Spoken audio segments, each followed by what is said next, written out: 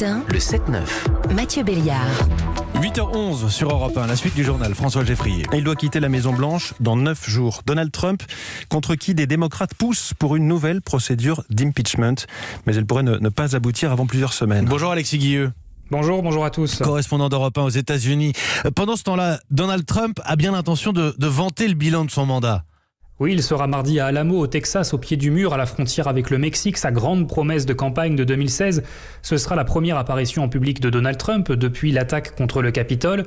Le président est de plus en plus isolé. Il n'a pas parlé à Mike Pence, son vice-président, depuis mercredi. Et au cours du week-end, plusieurs sénateurs républicains ont demandé sa démission et son départ immédiat de la Maison-Blanche avant la fin de son mandat dans 9 jours. Alors cette démission semble peu probable, mais le président pourrait-il être contraint de quitter la Maison-Blanche plus tôt que prévu ?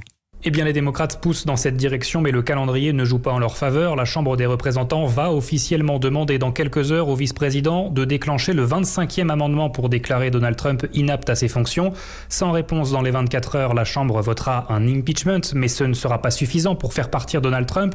Il faut pour cela un procès devant le Sénat et il ne pourrait pas commencer avant le 20 janvier, soit le jour de l'investiture de Joe Biden. C'est pourquoi des voix s'élèvent chez les démocrates pour retarder le procès afin de ne pas paralyser le début de mandat du nouveau président. Il y a d'autres urgences comme le vote de mesures économiques pour les Américains qui font face à la pandémie.